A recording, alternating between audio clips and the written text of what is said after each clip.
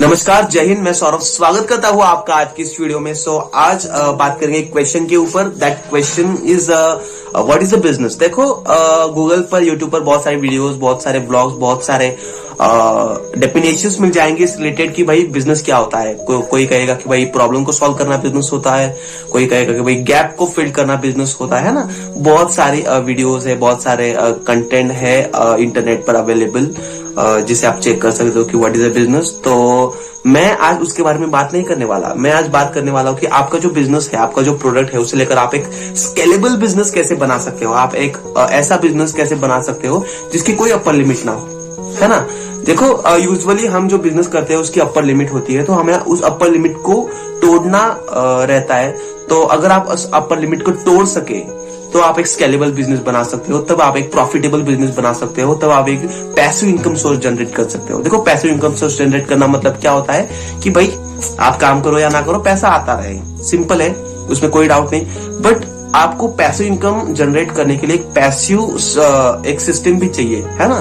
कि आप ना हो तभी वो सिस्टम चलती रहे और जिससे आपका काम होता रहे, आपका प्रोडक्ट बेचता रहे लोगों को, है ना। तो ऐसी कुछ सिस्टम आपको बनानी रहती है। आप ऐसी सिस्टम आप कैसे बनाएंगे? देखो, पहले तो इस पे डिपेंड करता है कि आपका प्रोडक्ट क्या है और उस प्रोडक्ट के रिलेटेड आपके कस्टमर कौन है ना।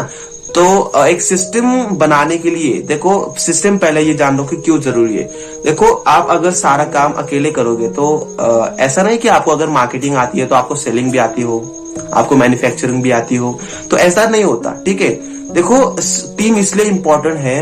अगर मार्केटिंग वाला मार्केटिंग करे, मतलब जिसे मार्केटिंग प्रॉपर आती है, वो अगर मार्केटिंग करे तो यूजुअली आपसे ज्यादा ही सेल कर लेगा, वो आपसे ज्यादा ही ऑर्डर ले लेगा, है ना। ये तो डन है ना, आपसे ज्यादा ही उसे मार्केटिंग आती होगी, तो वो आपके बिजनेस के लिए प्रॉफिटेबल हो जाता है।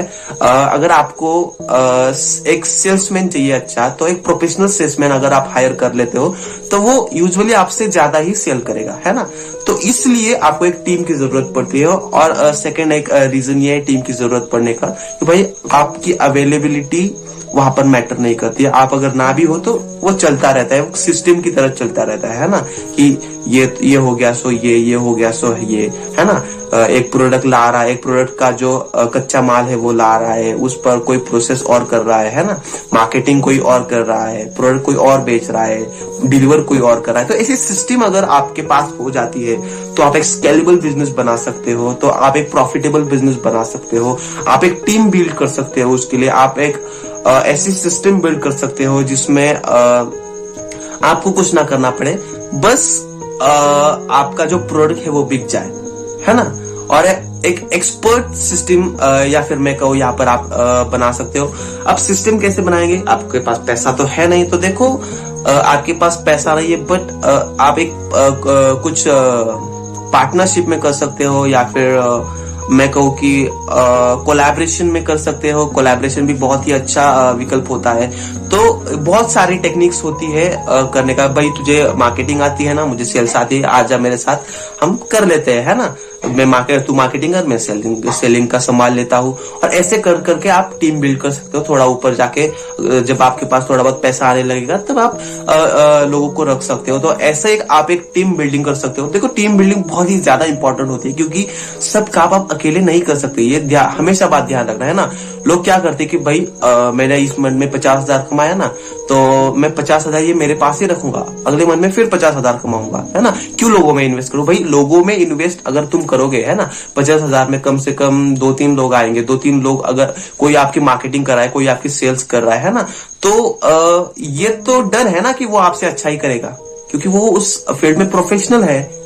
तो अगर आप ये सब करते हो तो 50,000 की जगह आपके पास 1.5-2 लाख रुपए आ जाते हैं, है ना। तो ऐसे बिजनेस स्केल कराया जाता है, ऐसे बिजनेस बढ़ाया जाता है। अगर आप इसमें से कुछ भी नहीं करोगे, टीम पर ज्यादा फोकस नहीं करोगे आपके, तो बिजनेस आपका वही के वही रह जाएगा। और टीम मतलब क्या? ऐसा नहीं कि कोई भी आ रहे हो जोड़ रहे हो, है ना।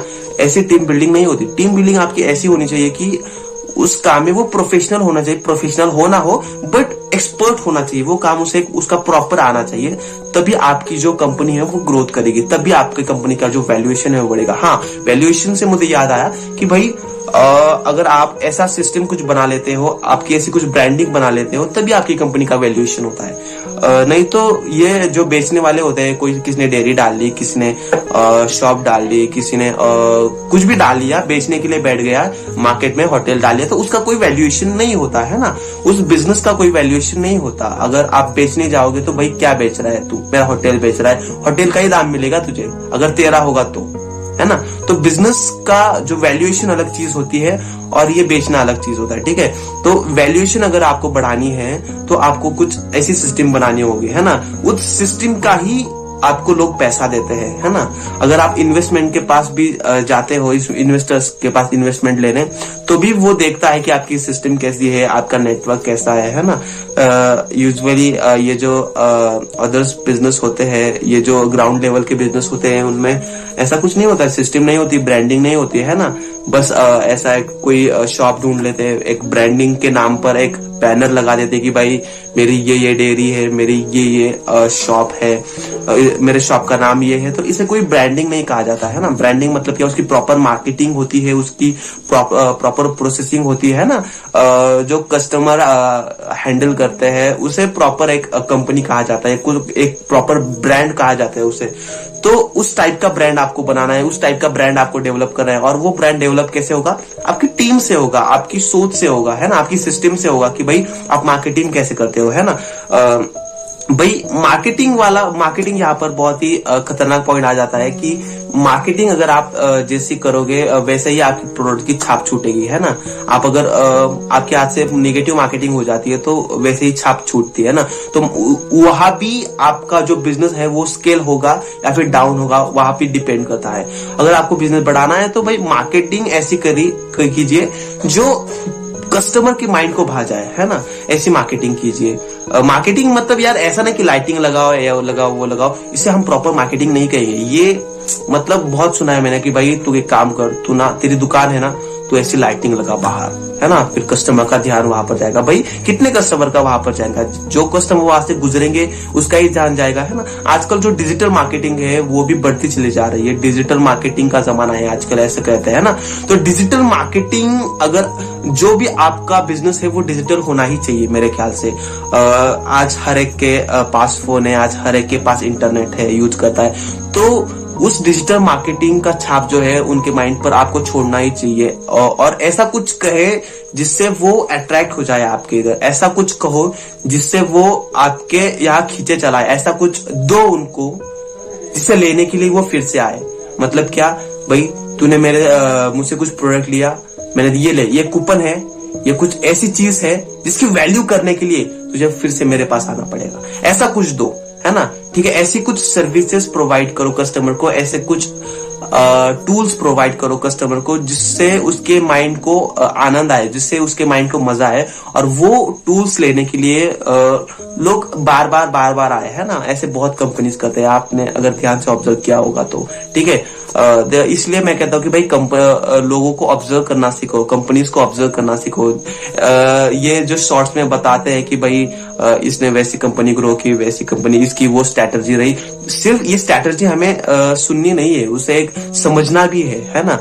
हो सकता है कि भाई वो उस कंपनी के साथ अप्लाई कर जाए, मेरी कंपनी के साथ नहीं कर जाए, ऐसा भी हो सकता है, ठीक है। तो वो भी आपको देखना है। ये तो हो गया मार्केटिंग का। मार्केटिंग बहुत सारी ट्रेडिशनल मार्केटिंग भी आप कर सकते हो, एक इवेंट मार्केटिंग भी होती है, वो भी आप कर सकते हो, है ना। फ्री कुछ चीजें आप लोगों को फ्री दे सकते हो। यार इंडिया में फ्री का बहुत चलता है कि भाई ये फ्री है तो ये ले जाओ, ये फ्री 1 रुपए भी अगर सब्जी में कम होता है तो हमारी इंडियन महिलाएं जो है वो वहां पर जाती है। तो डिस्काउंट और फ्री इसका जो लाभ है वो आप यहाँ पर उठा सकते हो। अदर कंट्री में इतना कुछ नहीं चलता इसका, बट यहाँ पर चलता है ना। सेकंड आता है क्वालिटी और क्वांटिटी। देखो इसमें क्या होता है कि 3 कैटेगरीज होती है। एक कैटेगरी ये होते हैं जिससे क्वांटिटी का कुछ नहीं, बस क्वालिटी चाहिए, वो ऐसी कैटेगरी होती है जिनके पास पैसा होता है ना। और सेकेंड ये होती है कि उन्हें क्वांटिटी भी चाहिए, क्वालिटी भी चाहिए, चाहे प्राइस कितना भी हो, ऐसे लोग होते हैं वो एवरेज क्वालिटी के लोग होते हैं, और उससे भी थोड़े बहुत नीचे लोग होते हैं जिन्हें फर्क नहीं पड़ता कि क्वालिटी कैसी है, बट क्वांटिटी अच्छी चाहिए। तो आपको देखना है कि आपका प्रोडक्ट किस कैटेगरी में आता है और उस तरह से आपको मार्केटिंग करनी है, ठीक है। तो कुछ ऐसे ट्राई करके, कुछ ऐसे ट्रिक्स और अप्लाई करके आप अपने प्रोडक्ट को स्केल कर सकते हो और ऊंचा ले जा सकते हो। तो बस यही मार्केटिंग सबसे ज्यादा इंपॉर्टेंट है मैं कहूंगा, और जो टीम वर्क है वो ज्यादा इंपॉर्टेंट है। अगर आप ऐसी कुछ सिस्टम बना लेते हो कि वो ये दोनों आपसे हैंडल हो जाए, है ना, तो आप एक स्केलेबल बिजनेस बना सकते हो। और लास्ट में आता है आपका प्रोडक्ट। तो आपके अगर प्रोडक्ट में दम है तो ही आपका प्रोडक्ट चलेगा। अगर आपका प्रोडक्ट अच्छा है तभी आपको रिकमेंडेशन आएगी, तभी आपको आपका प्रोडक्ट रीसेल होगा, तभी आपका प्रोडक्ट लोग लेंगे, बार बार लेंगे, है ना। एक बार आप अगर देते हो और धोखा कर जाते हो कस्टमर के साथ कि भाई एक बार ही बेचना है मुझे, है ना, बाद में ले या ना ले, है ना, तो वो आपका बिजनेस नहीं चल पाता। अगर आपकी क्वालिटी गंदी हो तो एक ही बार लेते हैं प्रोडक्ट और पछतावा करते कि भाई क्यों लिया। तो ऐसा कुछ नहीं करना है। आपकी जो प्रोडक्ट की क्वालिटी है, आप जो दाम लेते हो उसका ये ध्यान रखो कि उसका बेनिफिट भी उस कस्टमर को मिल जाए, है ना। आप कस्टमर अगर आपको 10 रुपए पे कर रहा है तो भाई 10 रुपए की वैल्यू मैं उसको दूं, ऐसा कुछ करना चाहिए। देखो वैल्यू एडिशन ये बहुत ही इंपॉर्टेंट होता है बिजनेस में। अगर आप कुछ पैसा ले रहे हो तो उसकी वैल्यू भी देनी मिलती है ना, ऐसे बिजनेस स्केल होता है। देखो हमेशा ध्यान रखो कि भाई मैं बिजनेस कर रहा हूँ और मैं जितने पैसे कस्टमर से ले रहा हूँ, जितनी वैल्यू ले रहा हूँ, उतनी वैल्यू मैं दूं उससे ज्यादा ही वैल्यू दूं, है ना, तभी वो फिर से आएगा। ऐसा नहीं कि भाई 10 रुपए का दिया और 5 रुपए की वैल्यू दे दी उसे, वो उसके कुछ भी काम के नहीं, काम चलाओ, ऐसा कुछ नहीं। देखो ऐसे बिजनेस ग्रो नहीं होता। अगर आपको बिजनेस ग्रो करना है तो आपको पूरी प्रॉपर टीम चाहिए। टीम ऐसा नहीं कि बहुत बड़ी टीम चाहिए, थोड़ी बहुत लोग हुए तो भी चलेगा, और चाहिए। आप अकेले बिजनेस नहीं कर सकते, ये ध्यान रखना। जो कहते हैं कि भाई मैं अकेला करूंगा ये सब पैसा, मैं अकेला खाऊंगा, है ना, अगर आम आप बांटोगे नहीं तो एक तो आम वो सड़ जाएंगे या फिर वो, है ना, आप खा खा के मर जाओगे। संदीप महेश्वरी के सेशन में आपने सुना होगा ये कुछ।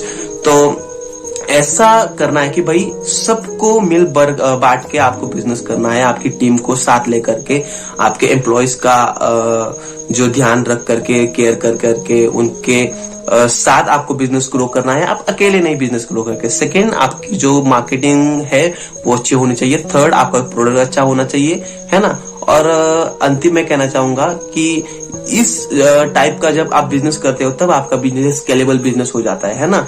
ऐसा कुछ आप डालोगे इधर उधर, ऐसा कुछ शॉप डालोगे तो भाई नहीं चलेगा, है ना। ज्यादा से ज्यादा कितना कमाओगे आप, लिमिट रहेगी। बट अगर आपको एक अल्टीमेट बिजनेस करना है, आपको एक ब्रांडिंग वाला बिजनेस करना है, जो भी कंपनी खड़ी करनी है, वैल्यूएशन खड़ी करनी है बहुत कंपनी की, तो आपको कुछ ऐसा बिजनेस करना होगा, ठीक है।